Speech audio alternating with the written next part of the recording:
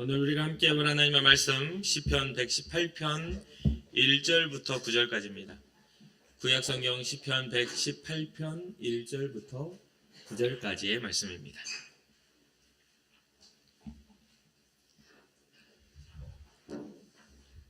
시편 118편 1절부터 9절까지 한 절 한 절 교독하고 마지막 절은 함께 읽겠습니다. 여호와께 감사하라. 그는 선하시며 그의 인자하심이 영원하미로다.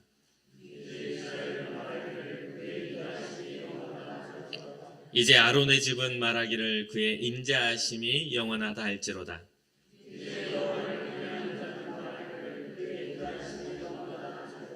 내가 고통 중에 여호와께 부르짖었더니 여호와께서 응답하시고 나를 넓은 곳에 세우셨도다.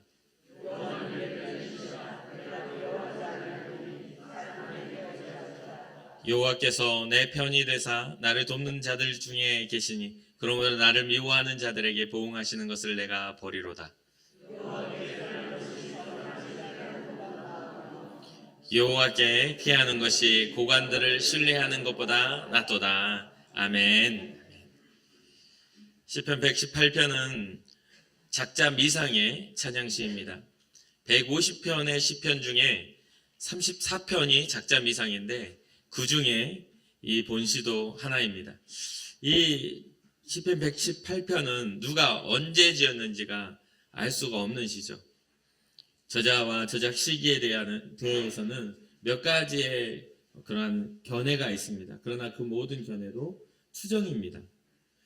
첫 번째 견해는 다윗이 사울의 추적에서 벗어나 하나님께 제사를 드릴 수 있는 여유를 찾았을 때, 혹은 다윗이 많은 고난의 시기를 거치고 이스라엘의 통치자로 즉위하였을 때 지었다는 견해가 있고요. 두 번째로는 바벨론 포로 생활을 마치고 귀환한 후 장막절을 지키면서 하나님을 찬미하기 위해 지었다거나 스룹바벨이 성전을 완성 이후 지었다는 그런 견해도 있습니다. 그 이유는 본시가 이때 당시의 상황과 일치되는 내용들, 조화되는 그런 측면들이 있기 때문에 이러한 주장들을 하고 고려를 하지만 확증하기는 좀 어렵습니다. 다만 본시의 전반적인 내용으로 볼 때 이 시인은 극한의 고난과 속박 가운데서 구원을 체험한 그러한 사람이거나 또 그러한 상황 속의 구원의 감격과 감사를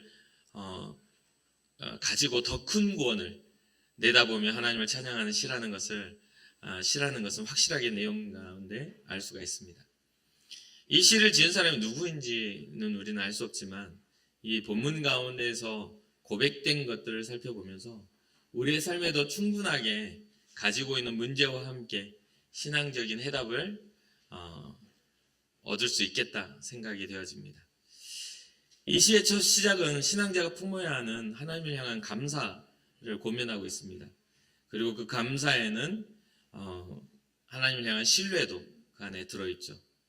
감사해야 하는 그 이유들을 우리가 살펴보면서 우리가 해야 할, 우리가 찾지 못했던 감사를 찾을 수 있는 그런 시간이 되기를 주님의 이름으로 축복합니다. 이 시인은 여호와께 감사하라 하면서 그 감사의 이유가 하나님이 선하시며 인자하심이 영원하기 때문이다 라고 이야기합니다. 하나님은 선하고 인자하심이 영원하다. 이 인자하심에 대한 단어는 헤세드라는 단어를 사용합니다. 그 어원이죠. 이 단어를 사용하는 그 단어에 대한 어원을 헤세드라는 단어를 사용하는데, 이 헤세드라는 단어는 인자함, 자비함을 말하지만 조금 더 구체적인 그러한 내용을 포함합니다. 이 안에는 친절함, 상냥함, 선하심, 그리고 관대함 등의 의미들을 가지고 이 단어 하나 안에 여러 가지의 그 의미를 담고 있죠. 제가 가끔가다 이야기하는 이 형태가 없는 단어들이 있죠. 사랑, 소망, 믿음, 이런 것들은 형태를 가지고 있지는 않아요. 그런데 분명하게 이것은 영향력 있게 그 형태, 열매를 맺습니다. 사랑의 열매가 연인 간의 사랑은 결혼이라는 열매를 맺고, 또 부부 간의 사랑은 자녀라는 열매가 나옵니다. 여러 가지 열매들이 나와요. 그게 형태가 있지는 않지만 여러 가지 그런 열매를 갖게 돼요. 그리고 사랑이라는 단어를 쓸 때 이제 우정적인 그런 사랑에 대해서도 우정적인 사랑은 또 다른 그 우정이라는 말로 되고 부모와 자식 간의 사랑, 또 이성 간의 사랑 그런 것들이 있죠. 그리고 아가페 사랑은 또 어떻게 열매를 맺습니까? 하나님이 우리를 사랑하신 그 증거, 예수 그리스도가 이 땅에 오셔서 그 확증하신 증거를 통해서 십자가를 통해서 아가페 사랑이 그 열매를 맺는 것처럼 말이죠. 그래서 이러한 어떤 이 헤세드라는 단어 안에 그 인자하심이라는 단어 안에는 이러한 따뜻한 내용들이 들어있는 거죠. 인자하심 속에는 하나님의 인자하심에는 우리를 향한 친절함이 있고 하나님의 인자하심 속에는 우리를 향한 상냥함이 있습니다. 하나님의 인자하심 속에는 우리를 향한 선한 구원의 뜻이 있고 하나님의 인자하심 속에는 우리를 향한 관대함, 죄에 대하여 관대하게 용서하심에 대한 것도 들어있다는 것이죠. 본문의 본 시의 작자는 누가 찬양을 할 수 있는가라는 것을 나열해 주고 있습니다. 이 찬양은 인자하심을 아는 자들, 여호와께 감사하라 그는 선하시며 그의 인자하심이 영원하다 라고 하면서 그 대상에 대해서 이야기를 하는데 나열이라고 했잖아요. 대상을 한번 살펴봅시다. 첫 번째 대상은 이스라엘은 말하기를 그의 인자하심이 영원하다 할지로다. 이스라엘은 한 개인의 대상이 아니라 이스라엘 민족을 말합니다. 그렇죠? 그러니까 뭐냐면 첫 번째는 하나님을 믿는 민족이여 찬양하라. 공동체적인 찬양을 지금 이야기하고 있는 것이죠. 두 번째는 어떤 이야기를 합니까? 3절입니다. 이제 아론의 집은 말하기를 그의 인자하심이 영원하다 할지로다. 지금 나라적인 것에서 이제 가문으로 왔어요. 그렇죠? 하나님을 섬기는 가문으로 와서 아론의 집이여, 하나님을 섬기는 집이여, 감사하라, 찬양하라. 그의 인자하심은 영원하다. 그러면서 또 어떤 누가 찬양한다고 합니까? 4절입니다. 이제 여호와를 경외하는 자는 말하기를 그의 인자하심이 영원하다 할지로다. 이제 어떻게 됩니까? 나라에서, 가문에서 이제 경외하는 자라는 개인으로 이게 어떻게 되죠? 구체화되고 있는 것을 보게 됩니다. 우리는 하나님을 섬기고 하나님을 믿는다는 것을 공동체적인 그런 의미로 받아들이는 경향이 있습니다. 내가 교회를 다니니까 나는 예수 믿는 사람이야 라는 그러한 것으로 받아들이는 경향이 좀 있는 것 같습니다. 내가 교회를 다니니까 나는 크리스찬이야 이렇게요. 근데 성경은 이게 모두를 다 포함하고 있습니다. 교회에 다니는 것도 증거 중 하나고요. 내가 살고 있는 내 가정이 그렇게 되는 것도 증거 중 하나가 되고요. 가장 중요한 증거는 내가 하나님을 섬기는 백성이 된다는 하나님을 경외하는 나 자신의 개인의 신앙이 가장 큰 증거가 돼야 됩니다. 그러니 우리가 감사해야 될 모든 이유가 뭐냐면 우리는 감사를 개인적인 뭔가 소원의 성취나 개인적인 어떤 감사의 거리들을 찾지만 사실은 우리가 해야 할 감사는 시대적인 것과 가문의 것과 개인의 이르기까지 모두 통찰력 있게 확장성 있게 감사를 찾을 줄 알아야 된다는 것이죠. 우리의 삶의 가능성은 나 개인의 노력과 나 개인의 잘됨으로만 되는 게 아니에요. 우리의 삶의 가능성은 안전한 나라 대한민국이 되었을 때 우리의 삶의 가능성이 확장되는 겁니다. 요즘에 K문화나 어떤 우리 한국의 어떤 그런 문화적인 것이나 어떤 경제적인 것들이 영향력이 있기 때문에 이 나라 이민족을 살아가는 우리가 전 세계 어디를 가도 배척받지 않고 정말 어디를 이렇게 잘 통과해서 여행도 다닐 수 있는 거잖아요.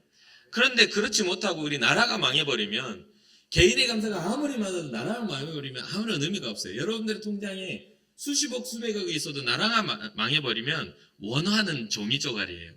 가지고 가서 물건 살려도 살 수가 없어요. 그게 현재 세계의 경제적인 어려움을 겪는 나라들이 그러나 베네수엘라나 이런 나라들이 그 돈을 싸들고 가도 자기 돈으로는 자기 나라 돈은 종이 쪼가리밖에 안 되는 거잖아요. 그러니까 뭐냐면 지금 이 작자는 이 시의 저자는요 하나님이 이 이스라엘을 민족을 지키셨기 때문에 우리는 이 땅 가운데 드러난 민족이 된 것이다. 우리는 안전하게 된 것이다. 아론의 집 하나님을 섬기는 가정이 되었기 때문에 우리는 하나님을 찬양할 수 있게 된 것이다. 그러면서 뭐라고 합니까? 우리는 경외하는 자, 하나님을 경외하는 자가 내가 되었기에 하나님을 찬양할 이유가 있는 것이다. 그래서 사랑하는 성도 여러분, 여러분들의 삶에 이 나라이기 때문에, 여러분의 가정이기 때문에, 또 여러분 스스로가 하나님을 경외하기 때문에 주님 앞에 찬양할 수 있는 그런 찬양의 목소리가 나기를 주님 여러분 축복합니다. 이 고백을 단순하게 정리해드리면 하나님을 섬기는 나라, 하나님을 섬기는 가문, 하나님을 경외하는 개인으로 확장되고 구체화되는 것들을 보면서 우리도 하나님, 이 나라이기에, 이 가정이기에, 이 교회이기에 또 하나님을 경외하는 신앙을 가진 나에게 주님을 찬양합니다라는 그런 믿음의 고백이 있기를 바라봅니다. 더 나아가 하나님의 인자하심을 깨닫는 우리에게 좀 더 구체적으로 적용을 한다면, 제 개인에게 적용한다면, 하나님의 인자하심을 아는 대성아, 하나님을 찬양하자 라고 하는, 그분께 감사하자 라고 하는 신앙의 고백들이 일어나야 되는 것이죠. 오늘도 이 아침에 일어나서 주일을 준비하며 새벽에 잠을 깨우고 침대에 걸터 앉아서 혼자서 걸터 앉아가지고 이제 준비하기 전에 딱 잠을 제일 먼저 깼을 때 딱 앉아가지고 기도를 한단 말이죠. 그냥 루틴하게 항상 매일의 삶에 그렇게 하루를 시작하는데 딱 앉아서 기도할 때 그 말씀이 있기 때문에 하나님의 영원하신 그 인자하심을 내가 바라보며 오늘 하루 또 시작합니다. 주님을 찬양합니다.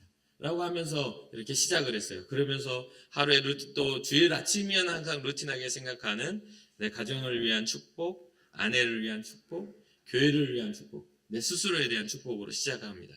여러분들의 신앙의 모습들이 바로 이러한 확장성과 구체적인 또한 성장이 있기를 바라봅니다. 이 나라를 위한 축복, 또 우리 가문을 위한 축복, 내 개인의 경건한 삶을 위한 축복을 하며 주님 앞에 신앙생활을 하는 것이죠.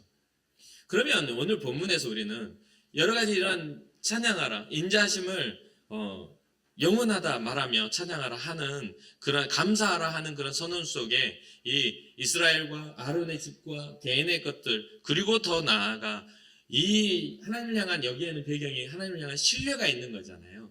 그의 인자하심에 대한 신뢰가, 영원하심에 대한 신뢰가 있는 건데, 이런 신뢰를 빼앗아가려는 그러한 조건들이 오늘 본문에 한 두 가지로 기록이 되어 있다는 거예요. 근데 이게 어려운 조건이 아니라 누구나에게 일어날 수 있는, 누구나가 마주할 수 있는 그런 상황들인데, 그 첫 번째가 고통입니다. 고통. 고난이라고도 말을 하죠. 우리는 모두가 고통이라는 이 단어에서 자유로울 수가 없습니다. 언제나 우리는 이 고통을 마주하게 되고, 그 고통을 이길 수 있는 힘이 있느냐 없느냐를 우리는 항상 싸우게 되죠. 다 평안해, 나는 문제 없어, 나는 행복해, 나는 아무런 걱정이 없어 하지만 그렇지만 그 문제와 염려는 항상 따라오게 되어 있는 거란 말이죠. 그러면 언제부터 이러한 일들이 일어났는가 하고 봤더니, 사람이 그렇게 될 수밖에 없었던 이유가 어디에 있는가 하고 봤더니, 성경은 사람의 범죄와 에덴의 상실에서부터 고통이 왔다라고 이야기해 줍니다. 하나님과의 관계가 깨지고 난 다음부터 일하는 수고에 대한 고통이 생기고 해산에 아이를 낳는 고통이 생겨났다라는 거죠. 그러면서 쭉 그러한 것들이 확장되어 죄가 관영하고 많아질수록, 사람들의 죄가 많아질수록 이 고통은 더 양산되어지고 확장하더라는 거예요. 죄는 가만히 있지 않아요. 죄는 계속해서 확장합니다. 그거 아십니까? 한번 거짓말을 하면요, 거짓말을 감추기 위해 또 거짓말이 들어가요. 그거 잘 아시죠? 이거를 만약에 그거 솔직하게 탁 하고 끝내면 되는데, 뭔가 내 체면이나 아니면 이게 드러나면 안 되는 어떤 불이익에 대한 어떤 그런 대가를 지불해야 되는 것들의 두려움이나 여러 가지들이 생기면 자꾸 거기에 덧붙여서 뭐가 돼요? 교묘한 거짓말로 모면하려는 그런 의지들이 생기죠. 물론 이거는 아주 소극적인 그런 죄에 불과합니다. 그럼 적극적이고 확장성 있고 넓은 죄는 뭘까요? 누군가의 욕망이 전쟁을 일으키고, 누군가의 욕망이 관계 파괴를 일으키는 건 좀 더 확장되고 큰 그런 고통이 되겠죠. 그래서 여러분, 우리의 인생에 있어서 사람마다 각자의 차이가 있어요. 고통을 느끼는 차이가 있지만, 어떤 사람은 더 큰 고통, 아니면 똑같은 일이어도 나는 그게 그렇게 고통스럽지 않은데? 라고 하는 상황에 대한, 마주하는 고통에 대한 그런 정도의 차이가 있습니다. 어떤 사람은 견딜 수 없는 고통이라 하고, 어떤 사람은 뭐 견딜 수가 있어, 이 정도면 견딜만해 하는 고통이 있죠. 그러나 모든 사람에게 동일한 건, 이 고통은 저주와 가다는 거예요. 어쨌든 아픈 거죠. 여러분 주변에 그런 분을 혹시 보셨습니까? 저는 이런 분을 봤어요. 제 지인 중에 희귀성 질환을 겪는 분이 있었어요. 굉장히 몸에 고통이 심해서 이게 희귀성 질환이라는 것은 치료하기가 쉽지 않으니까 희귀한 것이죠. 근데 그분이 하신 말씀이 그런 말을 했어요. 많이 아픈 날과 그냥 아픈 날이 있을 뿐이다. 많이 아픈 날과 그냥 아픈 날이 있다. 여러분, 수고로 일하는 분들이 있죠. 힘든 날과 덜 힘든 날이 있는 거죠. 그런 것처럼 우리가 어떤 그런 이야기를 하더라고요. 왜 이런 이야기까지 나왔을까요? 이 이야기는 뭐냐면 이게 희귀성 난치라는 것은 이유를 알지 못하는 육체 고통이 계속 몸을 타고 돌아다니는 겁니다. 그리고 이게 끝이 안 나. 이게 뭔가 이게 약이 있고 치료할 방법이 있으면 끝이 날 텐데 끝이 안 나니까 이게 너무 고통스러운 거죠. 그럼 우리는 이걸 어떻게 받아들일까? 믿음의 사람과 믿지 않는 사람을 받아들이면 무엇일까라고 우리는 생각할 수가 있잖아요. 아까 말씀드렸던 더 큰 고통이나 작은 고통이나 견딜 수 있는 고통이나 견딜 수 없는 고통, 이게 막 공존하니까요. 누군가에게는 이게 견디지 못하는 거죠. 근데 믿음의 사람들이 이분이 뭐라고 하냐면 고통 중에 엄청 신음할 때 이분이 어떤 이야기를 하냐면 나는 나의 육체적인 고통을 하나님 앞에 나아갈 이유로 찾았다라고 이야기를 하더라고요. 끊임없이 그분이 하는 말은 몸이 아픈 고통도 있지만 인생에 있어서 실패의 고통이나 관계의 단절의 고통도 이거 못지않게 힘들었었다라고 이야기를 하는 거예요. 끊임없이 그게 고통스러운 것들이 생겨나더라는 거죠. 그래서 그분은 고통 중에 신음마저도 하나님을 향한 찬양으로 바꾸리라 라고 결단했다는 거예요. 자신에게 찾아오는 고통을 하나님을 향한 원망의 이유로 보지 않았다는 겁니다. 왜 이런 확장된 그러한 해석과 관점이 이에게 생겼을까요?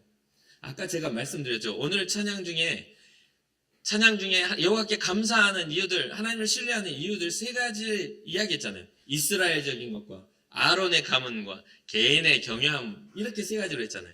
우리가 하나님 앞에 감사할 이유를 꼭 내 개인의 손치에서 찾으려고 들어요. 그런데 이 분의 확장성은 뭐냐면 내가 이 땅에서 치료할 수 있는, 아픔을 견딜 수 있는 약을 먹을 수 있는 것도, 또 하루하루의 삶에 기회가 있어서 주님 앞에 나아갈 수 있는 기회도 다 주의 은혜다라는 확장성 있는 믿음, 마음이 있기 때문에, 그렇기 때문에 감사할 수 있었다는 거죠. 또 어떤 분은 20대 중반에 운동을 하다가 무릎을 다쳤는데 이게 악화가 돼가지고 한쪽 무릎을 다쳤는데 양쪽 무릎이 다 아프게 돼버린 거예요. 그러니까 치료하는 과정에서 한쪽 무릎이 망가지고 또 망가진 무릎을 치료하려니까 다른 쪽 무릎이 망가지고 이래가지고 이게 진짜 20대 중반에 있었던 그 아픔이 너무너무 길게 막 이렇게 오랫동안 그게 다른 류마티즘 같은 그런 난치성으로 이렇게 바뀌어버린 거죠.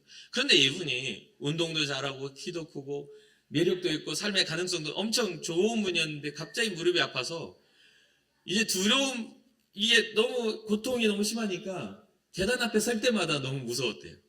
계단을 올라가는 게 너무 고통스러우니까.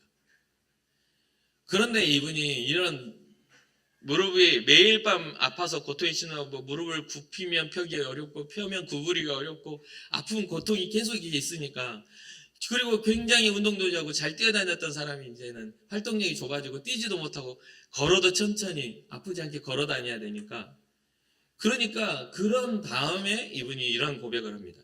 내가 건강하여 빨리 달릴 수 있을 때는 주변을 둘러보지 않고 달려갔는데 아픔이 찾아온 후 빠르게 걷지 못하는 난 이제서야 주변을 둘러보게 되었다.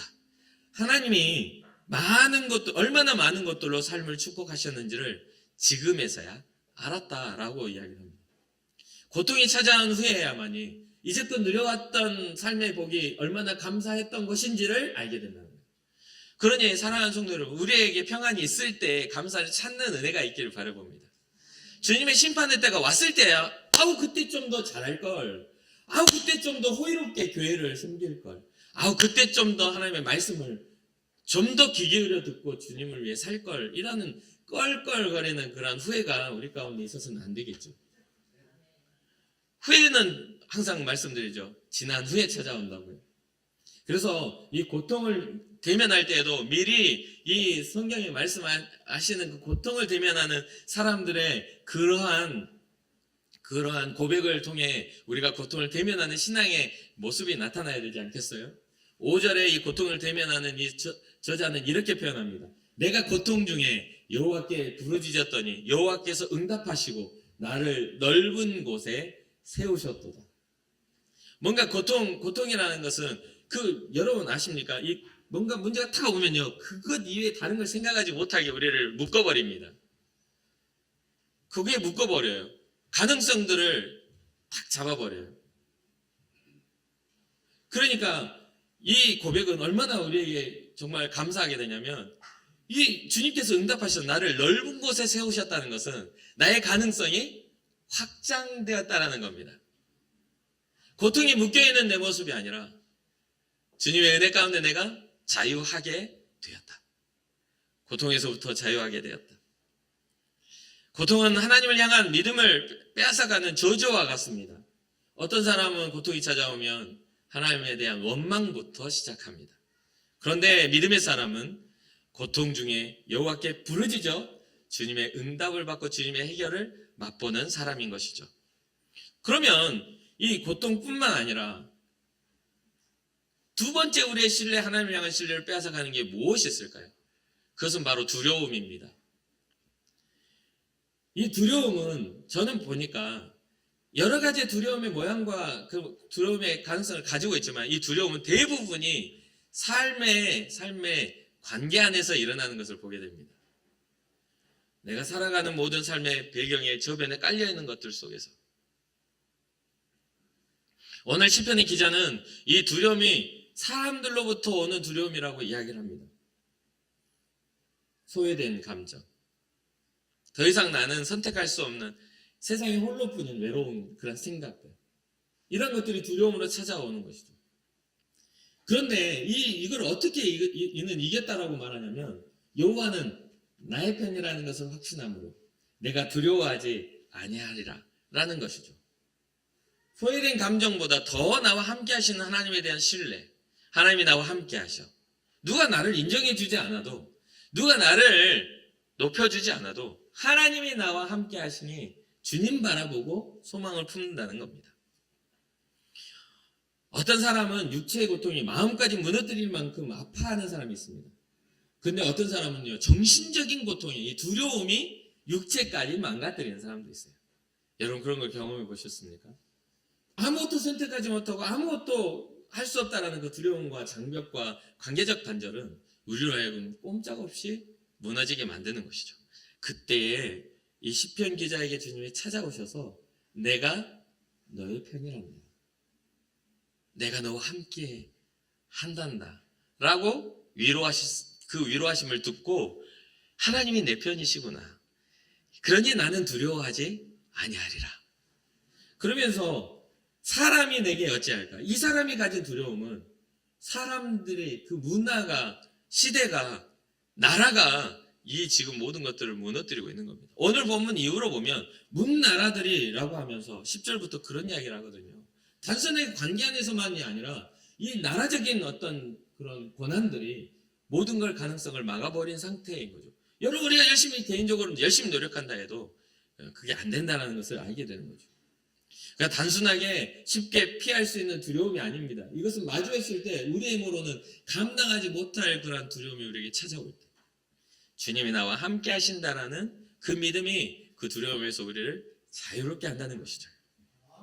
여러분들의 삶 속에 새로운 시작을 앞두거나 또 삶을 살아감에 있어서 직장이나 어떤 관계 안에서 여러분들의 삶을 긴장하게 만드는 사람이 있다 할지라도 뭔가 그런 관계가 있잖아요. 만나면 편하고 좋은 관계. 이 사람을 신뢰하고 이 사람은 나에게 호의로운 사람이야. 나에게 유익을 주는 사람이야. 그렇게 믿을 수 있는 관계가 있는가 하면 이 사람은 뒤돌아서면 뒤에서 뭔가를 꽂을 것 같은 사람은 있잖아요. 딴 데 가면 내 욕할 것 같고 딴 데 가면 뭔가 별로 관계없는 사람인 것처럼 흠잡을 것 같은 사람들이 있잖아요. 그런 사람들이 있다 할지라도 하나님이 내 편이시라면 그런 믿음을 가지고 넉넉하게 이겨낼 수 있는 우리가 되어야 하는 것이죠. 하나님이 내 편이시란 말은 하나님이 나와 함께 하시고 나를 위하신다는 뜻이잖아요. 그러한 믿음. 이러한 믿음을 가지면 우리는 하나님이 하시는 놀라운 일을 경험할 수가 있게 됩니다. 오히려 우리를 공격하는 사람들에게 그 악한 일에 보응이 일어난다는 것을 우리는 보게 되는 것이죠. 7절입니다. 제가 또 목회자로 살아가면서 여유롭게 평안하게 살 수 있는 것 중 하나일 수도 있겠어요. 물론 이렇게 되지 않기를 바라지만 7절 여호와께서 내 편이 되사 나를 돕는 자들 중에 계시니 그러고 나를 미워하는 자들에게 보응하시는 것을 내가 보리로다. 제가 가끔 그런 이야기 말씀드리잖아요. 목회지에 있으면서 너무 팍팍하고 힘겨운 목회지였지만 어디 있든지 간에 저를 돕는 그러한 정말 제 몸된 교회를 세우는 그러한 분들이 있었어요. 그 중에는 정말 시골에서 농사를 짓는 그러한 성도님들 중에도 전도하러 가면 목사님 그 짐가방 들고 내가 같이 따라댄다는 저희 아버님 또래의 그런 집사님도 계셨어요. 너무너무 예수 믿는 게 행복해가지고 목사님하고 같이 매일 제가 짊어지고 전도하러 나가니까 그거 나도 같이 가자고 결국은 그분이 이제 연세가 많고 갑작스러운 질병에 의해서 돌아가셨지만 제가 밥을 먹으면서 그분이 앉았던 자리를 보고 제가 얼마나 많이 온 줄 몰라요. 얼마나 많이 사랑했는지 몰라요. 그분이 저를 사랑했고 저도 그분을 굉장히 사랑했던 그런 시간들이에요. 그럼 여러분은 어떠십니까? 여러분 우리의 관계 안에서 제가 항상 꿈꾸는 게 뭐냐면 목회자가 성도를 사랑하고 성도가 목회자를 사랑하는 그러한 삶을 꿈꾸거든요. 그게 교회의 건강한 모습 아닌가요? 우리가 한 마음을 다해 주님을 사랑하는 교회, 우리가 화목하는 그런 교회. 근데 그러한 교회들을 우리 꿈꿔야만 우리는 행복하다고 말할 수 있어요. 그렇게 살아갑니다. 그럼 제가 여러분들 기억하며 눈물을 흘리며 기억해 드릴까요? 어떻습니까? 우리의 관계는 어떻습니까? 목사는 복음을 말하고 성도는 복음에 반응하는 것이 교회인데 우리의 대화는 어떤 수준에서 지금 하고 있나요? 그게 아닌 다른 이야기라면 교회 밖에서 해야죠. 그렇지 않습니까? 사업적인 이야기, 관계적인 이야기, 뭔가 인간적인 이야기라면 교회 밖에서 해야 되는 거예요. 그러면 우리는 교회 안에서 뭘 해야 하냐면 은혜에 대한 이야기, 예수님에 대한 이야기, 진짜 복된 삶이 무엇인가의 삶의 가치에 대한 이야기가 우리는 나누어져야 맞죠. 그런 것들을 또 관심을 가져야만 하는 겁니다. 그래서 사랑하는 성도 여러분, 여러분들 삶에 있어서 여러분들을 공격하는 세상의 사람들보다 여러분이 편히 되시는 하나님 앞에서 자유로워지시기를 주님의 이름으로 축복합니다. 그들을 두려워하지 마세요. 그러한 그들의 말은 전혀 우리에게 아무런 영향력을 미치지 않습니다. 왜 작전 이상인 이 시편 118편이 아까 다윗의 시다 말할 그런 어떤 근거가 되냐면 시편 27편에 이렇게 말을 합니다. 여호와는 나의 빛이요 나의 구원이시니 내가 누구를 두려워하리요. 여호와는 내 생명의 능력이시니 내가 누구를 무서워하리요. 악인들이 내 살을 먹으려고 내게로 왔으나 나의 대적들 나의 원수들인 그들은 실족하여 넘어졌도다. 군대가 나를 대적하여 진칠지라도 내 마음이 두렵지 아니하며 전쟁이 일어나 나를 치려할지라도 나는 여전히 태어나리로다. 보세요. 다윗의 확장성 있는 감사는 어디로부터입니까? 개인의 평안입니까? 아니죠. 군대가 오고 모든 나라가 일어나서 전쟁이 일어나서 나를 치려고 한다 해도 나는 태어날 거야. 하나님이 나의 빛이시고 구원이시고 하나님 나의 소망이시니까. 이게 바로 신앙의 고백입니다. 뭐 오늘 기도해가지고 아유 내일 사업 잘 되고 자녀들 잘 되고 뭔가 그 기복적인 그런 신앙이 아니라 그거 잘 되면 뭐합니까? 나라 망하면 끝인데. 그렇잖아요. 근본이 무너졌는데 무슨 그게 의미가 있어요? 나 혼자만 잘 먹고 잘 산다는 이 시대에 우리는 좀 확장성 있게 나 혼자만이 아니라 우리 모두가 함께 할 수 있는 삶을 꿈꾸는 게 기독교인 아니겠어요?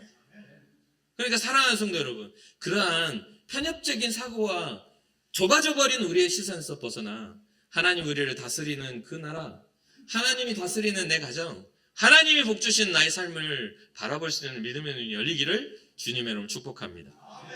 그래서 오늘 말씀의 핵심입니다. 8절과 9절이에요. 여호와께 피하는 것이 사람을 신뢰하는 것보다 나으며 여호와께 피하는 것이 고관들을 신뢰하는 것보다 낫도다. 우리는 무슨 문제가 일어나면 사람을 찾아갑니다. 물론 하나님 앞에 기도해도 잘 응답 안 해주시는 경우들이 너무 많아요. 울고불고 난리 쳐도 주님이 별 말씀이 없으셔요. 그렇죠. 그런 거 하니까 쉽게 가가지고 누군가에게 위로받고 누군가에게 잘못했다, 내가 잘못했다 말 안 듣고 싶으니까 그러니까 가가지고 내가 이렇게 해서 이렇게 했는데 이랬어. 그러면 아이고 힘들었겠네. 그 사람이 잘못했네. 이 말 듣고 싶어가지고 내 편 찾아가잖아요. 그렇잖아요. 근데 이 지금 시편의 저자는요, 단순한 개인적 관계와 그런 관계 속에서가 아니라 내 인생을 조율하시고 디자인하시는 하나님에 대한 신뢰를 보여주고 있습니다. 사람들을 찾아가는 것보다, 사람을 신뢰하는 것보다 여호와께 피하는 게 나아. 고관들, 높은 사람, 좀 명예 있고 힘 있는 사람 찾아가서 문제 해결을 해달라고 하는 것보다 하나님을 신뢰하는 게, 하나님께 피하는 게 더 나아. 단지 좀 빠른 순으로 좀 빨리 해결하려면 사람 찾아가가지고 위로받고 해결할 수는 있겠지만, 인생의 주관자이시고 역사의 주관자이신 하나님을 봤을 때는 그 잠시 잠깐 문제 해결일 뿐이지 근본적인 해결이 일어나지 않는다는 거예요. 우리의 인생의 진짜 문제는 죽음이면 이제 사망의 문제인데 그것은 해결해 줄 수가 없어요. 그것은 여호와께 피하는 자만이 해결할 수 있는 근본적인 문제라는 것이죠. 여러분 행복하면 그 행복함이 한 달씩 갑니까? 맛있는 거 먹으면 맛있는 감정이 한 일주일씩 가요? 그렇지 못하다는 걸 잘 알고 있죠. 우리는 어떤 문제를 해결하는 데 있어서 급급하게 눈앞에 보여지는 것을 이렇게 해결하고 해가지고 그것을 급급하게 할 필요가 없어요. 우리의 근본이 해결되면 돼요. 여러분 혹시 관계가 뭔가 껄끄럽습니까? 그러면 그 관계가 껄끄러워지는 문제에 집중하지 말고 그 관계의 껄끄러움을 일으키는 내 성품과 그 관계 안에 관계에 집중해야 되는 거잖아요. 말 한마디 하는데도 팍팍 하면서 왜 그렇게 말을 해? 말할 수도 있지. 잘못은 내가 하는 잘못을 내가 모르면 안 되는 거잖아요. 왜 꼬이는가에 대한 근본적인 그 질문부터 시작을 해야 돼요. 우리의 인생의 꼬임이 바로 근본적인 질문을 하는 성경에서부터 출발을 해야 우리의 삶의 가치가 발견된다는 것이죠. 언제까지 우리는 가능성 있게 살겠습니까? 언제까지 우리는 자유로운 선택을 할 수가 있겠습니까? 언제까지 우리는 이 자유로운 선택에 좋은 결과만 얻을 수 있겠습니까? 사랑하는 성도 여러분, 우리에게 고통을 주는 것과 두려움을 주는 것은 하나님이 아니십니다. 우리의 연약함과 여러 세상의 흐름과 악한 양의 역사라고 성경은 이야기합니다. 우리에게 고통이 온 것은 하나님이 아니라 하나님을 거역한 우리의 죄라고도 말합니다. 모든 사람의 슬픔과 모든 사람의 그러한 무너짐은 그로부터 출발하여 그로부터 결과를 맺습니다. 죽음이라는 것을. 그러니 우리는 생명 되신 하나님 앞에 소망을 두고 하나님의 인자하심 가운데로 들어가야 합니다. 하나님의 인자하심이 영원함을 믿고 그분 앞에 신뢰함으로 들어간다면 어떤 고통도 어떤 두려움에도 그걸 능히 이겨낼 힘이 내 안에 생겨나게 되는 것이죠. 그래서 오늘 본문의 4절에 이런 말을 합니다. 여호와를 경외하는 자가 말하기를 그의 인자하심은 영원하다 할지로다. 잠시 잠깐의 우리에게 주는 만족이 아닌 영원한 인자하심 가운데 우리를 회복하시겠다는 하나님의 계획인 것이죠. 우리의 신앙의 고백이 이렇게 되기를 바라봅니다. 영원하신 하나님 앞에 그의 인자하심 앞에 우리가 나아갑니다. 주여 우리를 다스려 주시옵시오. 주여 우리의 삶을 디자인해 주십시오. 우리의 삶을 하나님의 그 거룩하신 구원함 가운데로 이끌어 가 주십시오. 그런 믿음의 고백 여러분과 저에게 있기를 주님의 이름으로 축복합니다. 잠시 기도하겠습니다.